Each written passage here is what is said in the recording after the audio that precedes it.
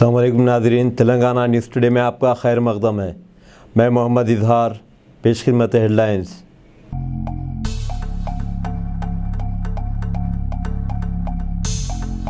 BJP ने मुनगोड assembly नशिस्त के लिए अपने उम्मीदवार के तौर पर राजगोपाल रेड्डी के नाम का ऐलान किया।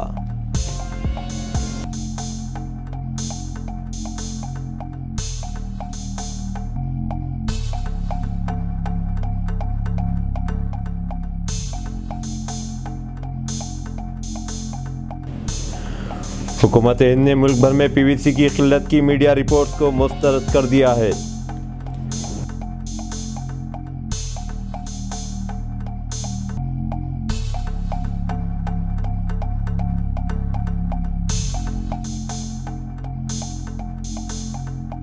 आज हिंदुस्तानी फिजाइया का दिन मनाया जा रहा है। एयरफोर्स डे फ्लाई पास आज दोपहर चंडीगढ़ की सुखना झील में किया गया।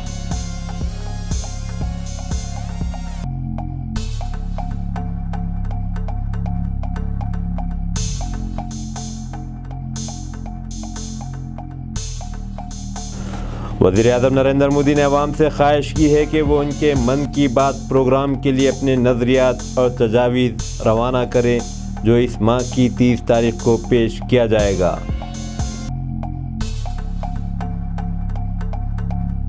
ईद मिलादुन्नबी सल्लल्लाहु अलैहि वसल्लम जुलूस के सिलसिले में उलमाए मशाखीन, हैदराबाद पुलिस कमिश्नर CV आनंद और पुलिस अहदेदारों का इजलास।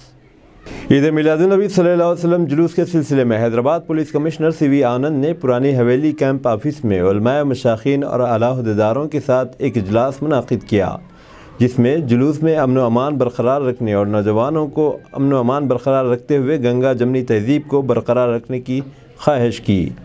उन्होंने उलमाए मशाखीन से दरख्वास्त की कि वह नौजवानों को अमन बरकरार रखने की ताकीद करें।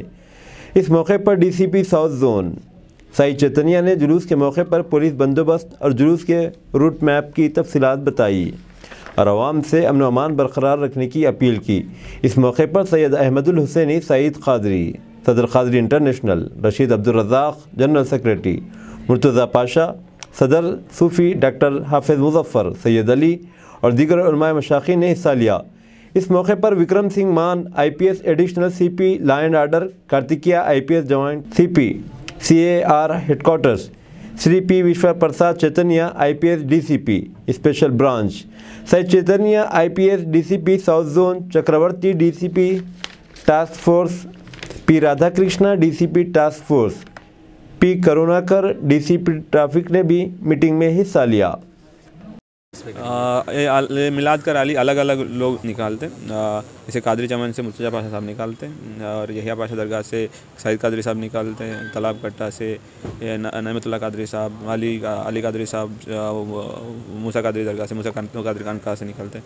सो ये सारे अलग अलग लोग निकालते रैली और सभी लोग तकरीबन 2 बजे के आसपास मक्का मस्जिद पहुँचते हैं। 2 बजे वहाँ पे कबूल सुतारी साहब का दुआ होता है। उसके बाद वहाँ से लोग नया पुल सालारजंग म्यूज़ियम, दारुशिफा होते हुए वोल्टा चौरास्ता, वोल्टा पे कुछ लोग रैली ख़त्म करते हैं, कुछ लोग अपना जहाज़ स्टार्ट किया वहाँ से होते हैं। कुछ एक सुन्नी दावत इस्लामी ऑर्गेनाइजेशन है जो सुबह हसन फारूकी साहब सुबह निकलते 7 बजे फजर के नमाज़ के बाद वो हज हाउस तक जाते हैं। उसका भी अरेंजमेंट्स किया गया। सर कितने लोगों को डिप्लॉय किया सर अभी तक? साउथ जोन पे तकरीबन 400 लोगों को डिप्लॉय किया साउथ जोन पे। वैसे ही मिलाद का रैली साउथ जोन से सीमित नहीं है, अलग अलग जगह हैं, उन लोगों को भी अपना जोन का हिसाब से डिप्लॉयमेंट हो चुका है। बाहर से भी फोर्स आया, लोकल फोर्स रैपिड एक्शन का 2 कंपनी भी उसमें लगाया गया। वज़ीर-ए-आज़म नरेंद्र मोदी ने कहा है कि PM मोमेंटोस 2022 के हराज की तारीख में इस माह की 12 तारीख तक तोसी की गई है। वज़ारत सक़ाफ़त की जानिब से किए गए ट्वीट पर रद्द-ए-अमल ज़ाहिर करते हुए वज़ीर-ए-आज़म ने ट्वीट किया और कहा कि इसमें कई ख़ुसूसी तोहफ़े हैं जो इनको कई बरसों के दौरान मिले हैं। अवामी ख्वाहिशात का एहतराम करते हुए इन मोमेंटोस को हराज करने की तारीख को इस माह की 12 तारीख तक तोसी की गई है। उन्होंने अवाम पर जोर दिया कि वो इस हराज में हिस्सा लें। वज़ीर-ए-आज़म नरेंद्र मोदी ने अवाम से ख्वाहिश की है कि वो इनके मन की बात प्रोग्राम के लिए अपने नज़रियात और तजावीज़ पेश करें, जो इस माह की 30 तारीख को पेश किया जाएगा। ये माहाना रेडियो का प्रोग्राम होगा। वज़ीर-ए-आज़म ने कहा कि आवाम आने वाले मन की बात प्रोग्राम में इनके खिताब के मौज़ूआत पर अपनी राय का इजहार करें। आवाम अपनी राय नमो ऐप या फिर MyGov ओपन फोरम पर अपनी राय का इजहार कर सकते हैं। आवाम टोल फ्री नंबर 1800-117800 डायल कर सकते हैं और हिंदी या फिर अंग्रेज़ी में अपना पैगाम को रिकॉर्ड करवा सकते हैं। फ़ोन लाइन्स 28 अक्टूबर तक खुली रहेंगी। आवाम 1922 नंबर पर मिस कॉल दे सकते हैं और SMS के ज़रिए मौसूल होने वाले लिंक को फॉलो कर सकते हैं ताकि वज़ीर-ए-आज़म मोदी को अपनी तजावीज़ पेश कर सकें। मुल्क की सतह की टीका अंदाज़ी मुहिम के तहत मुल्क भर में ताहाल 218 करोड़ 93 लाख कोविड के टीके दिए गए। मरकज़ी वज़ारत सेहत व ख़ानदानी बहबूद ने कहा कि गुज़िश्ता 24 घंटों के दौरान 4,96,000 कोविड के डोज दिए गए। इसी अरसे के दौरान मुल्क में 2,797 कोविड के नए मामलात का पता चला है। सरगर्म मामलात की तादाद 29,251 है। रुबे सेहत होने की शरह 98.75% है। गुज़िश्ता 24 घंटों के दौरान 3,884 अफराद रुबे सेहत हुए।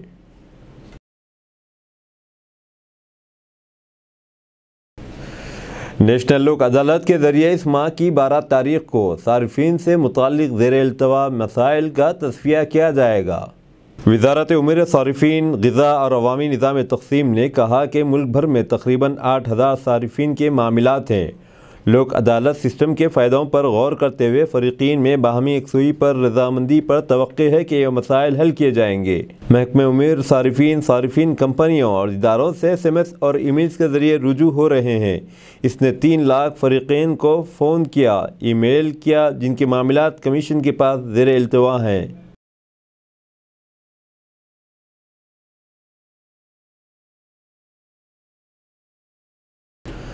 रियासती वज़ीरा निरंजन रेड्डी और सत्यावती राठौर ने कहा है कि तेलंगाना रियासत में हर घर में तरक्याती और फलाही इस्कीमात के फ़ायदे पहुँचाए जा रहे हैं। मुनगोर ज़िमनी इंतखाब की मुहिम के हिस्से के तौर पर दोनों वज़ीरा ने इन्हें अलाट करदा मंडलों में घर घर पहुँचकर मुहिम चलाई। उन्होंने मालूम करने की कोशिश की फलाही इस्कीमात अवाम तक कितनी पहुँच पाई हैं। इस मौके पर उन्होंने मीडिया से बात करते हुए कहा कि फ्लोराइड से पाक पानी मिशन भागीरथा के ज़रिए फ्राहम किया गया है। పల్లెలలో ఒక కడప కూడా లేదు, ప్రతి కడప సర్కార్ లబ్ధి పొందినటువంటిది, ప్రభుత్వ పథకాల ద్వారా ప్రజలకు మేలు జరుగుతున్నటువంటిది। దీన్ని విస్మరించలేదు ఎవరం।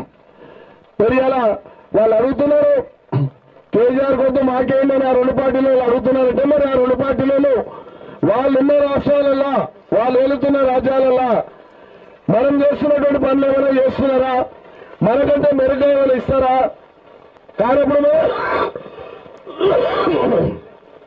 కానప్పుడు మరి వాళ్ళకి అడిగే నైతిక హక్కు ఎక్కడి నుంచి వస్తుంది మీరు ఆలోచన చేయాలి। మనం ఇన్ని సౌకర్యాలు సౌలతులు పొందుకుంటా పొరపాటున మనం ఏదైనా చిన్న పొరపాటు చేసేవాడు వద్దని అవతలకి వేసామంటే దాని అర్థమైంది మనకు జరుగుతున్న ఈ మేలు అంతా వద్దు అని చెప్పడం అయితే పరోక్షంగా।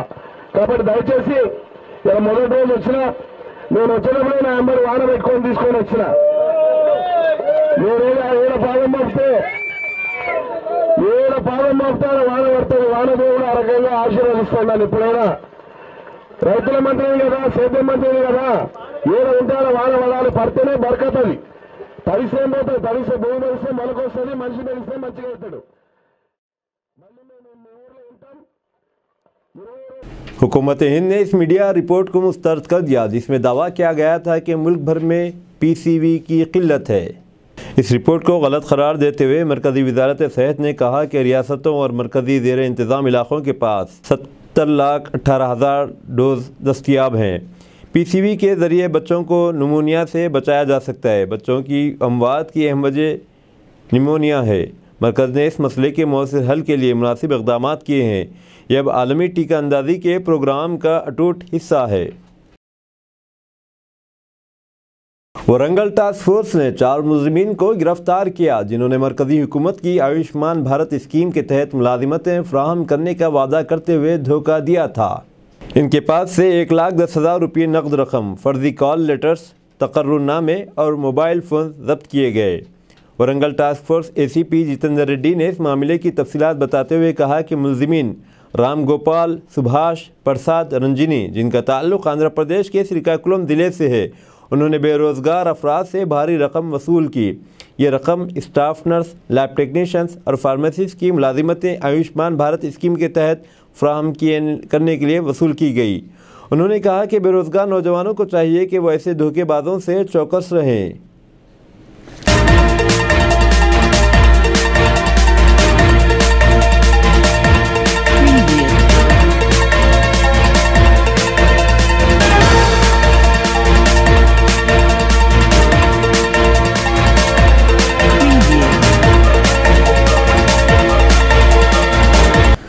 Khammam district medical health officer doctor Malathi ने तमाम पर जोर दिया कि वो खम्मम ज़िले को सेहत के प्रोग्रामों में अमल आवरी में सरफहरिस्त लाएं। उन्होंने खम्मम ज़िले में तमाम प्राइमरी हेल्थ सेंटर्स के डॉक्टर्स, स्टाफ नर्सेस और प्रोग्राम ऑफिसर्स के साथ टेलीकॉन्फ्रेंस मुनाकिद की। इस मौके पर उन्होंने ज़िले के 559 ग्राम पंचायतों में मुनाकिद किए जाने वाले सेहत के प्रोग्रामों का जायज़ा लिया। मलकपेट के टीआरएस के बेशतर कायदीन ने रुकन पार्लियामेंट डॉक्टर लक्ष्मण की मौजूदगी में बीजेपी में शमूलियत इख्तियार कर ली। इस मौके पर मीडिया से बात करते हुए लक्ष्मण ने वज़ीर आला चंद्रशेखर राव और मजलिस पर तनकीद की। उन्होंने कहा कि टीआरएस के कायदीन बीजेपी में शामिल हो रहे हैं। मुख्यमंत्री सहित लेదని ఏ రకంగా ఇవాళ విర్రవీగుతున్నారు మరి భారతీయ జనతా పార్టీ మాత్రమే దీటైన సమాధానం అని చెప్పి ఇవాళ ప్రజల పక్షాన ఉండడానికి హైకోర్టు తీసుకున్న నిర్ణయం మరి మలక్పేట్ ప్రాంతమే కాకుండా కేబుల్ ఆపరేటర్స్ యొక్క మరి పూర్తి మద్దతు కూడా వారు కూడగట్టుకొని పార్టీలో చేరడం మరి స్వాగతిస్తూ తప్పకుండా వారి సేవలు హైదరాబాదు మొత్తం కూడా భారతీయ జనతా పార్టీ వారి సేవలు ఖచ్చితంగా మరి పార్టీ సముచితమైనటువంటి బాధ్యత కల్పించి తీసుకుంటుందని నిన్న जोधपुर में गैस सिलेंडर धमाके से 4 अफराद हलाक, 16 से ज़ायद अफराद झुलस गए। रियासत राजस्थान के जोधपुर के माता का थान इलाके के एक रिहायशी कॉलोनी में हफ्ते की दोपहर के बाद दीगरे 4 गैस सिलेंडर धमाके से 4 अफराद जिंदा जल गए। वहीं इस हादसे में 16 अफराद झुलस गए हैं। ज़राए से मालूम हुआ कि कई लोग 80% से ज़्यादा झुलस चुके हैं। ज़िले कलेक्टर हिमांशु गुप्ता खुद MGM पहुंचे और डॉक्टरों को इलाज के लिए मुनासिब इंतजामात करने की हिदायत दी। अभी मुझे जानकारी जैसे मिली कि बगरापुंजा क्षेत्र में वार्ड 73 में एक मकान में सिलेंडर फटने से काफ़ी भीषण आग लगी और हादसा हुआ है। उसमें काफ़ी लोग घायल हुए हैं और उनको अस्पताल तक पहुंचाया गया है। पूरा पुलिस प्रशासन और जिला प्रशासन और सभी जनप्रतिनिधि क्षेत्र के पार्षद यहाँ उपस्थित हैं और कई लोगों के झुलसने की भी सूचना मिली है। अभी स्पष्ट तो मैं आपको बता नहीं सकती है, लेकिन सभी को अस्पताल पहुंचाया गया है और आगे की यहाँ से सीधी महात्मा गांधी अस्पताल ही जा रही हूँ और वहाँ जाकर हम स्पष्ट हमें पता लगेगा कि कितनी कैजुअलिटी अगर कोई हुई है, तो अभी जानकारी हमें स्पष्ट है नहीं और अस्पताल जाकर हम बता पाएंगे कि कितने % किसी झुलसने से बच्चे भी थे, महिलाएं भी थी और कुछ पुरुष भी थे।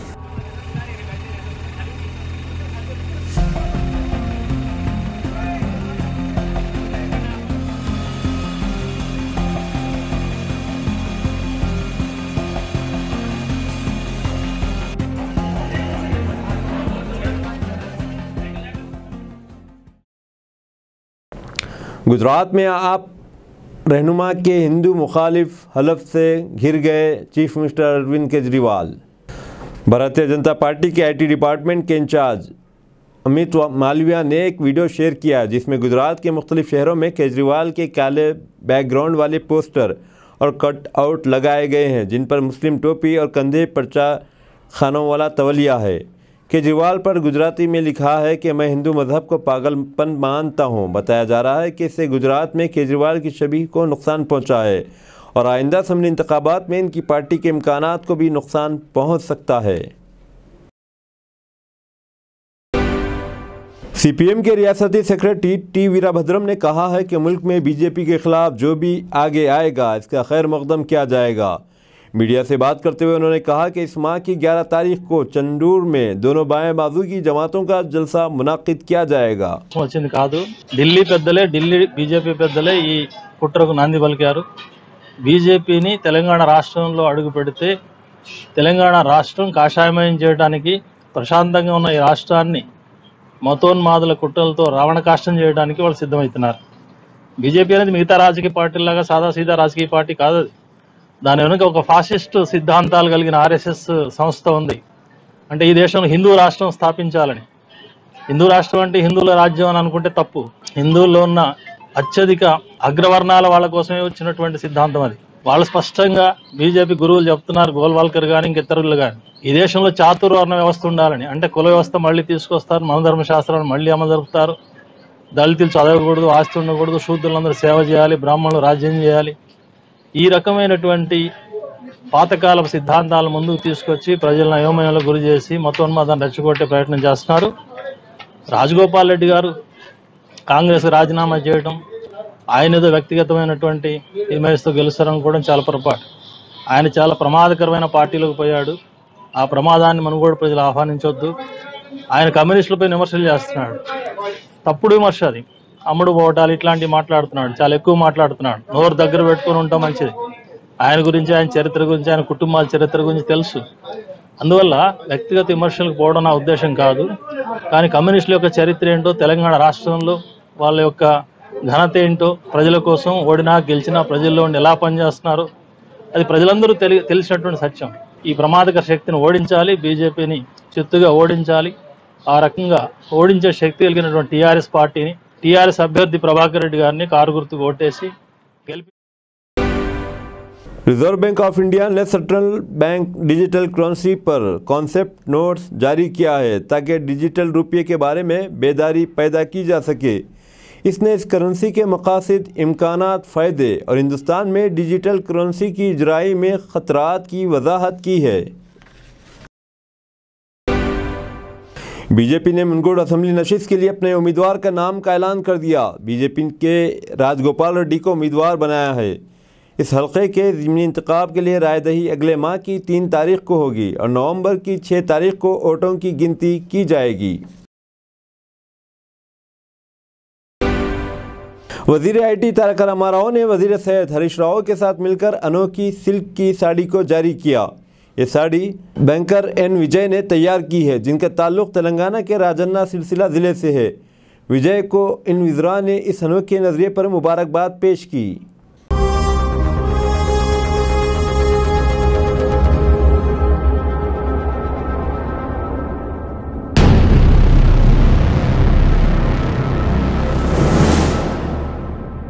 अस्सलामुअलैकुम, हेलो, हाय, आदाब एवरीवन। दोस्तों, मैं आपका दोस्त शहबाज खान। आप देख रहे हैं TNT न्यूज़ और देखते रहिए TNT न्यूज़। Thank you.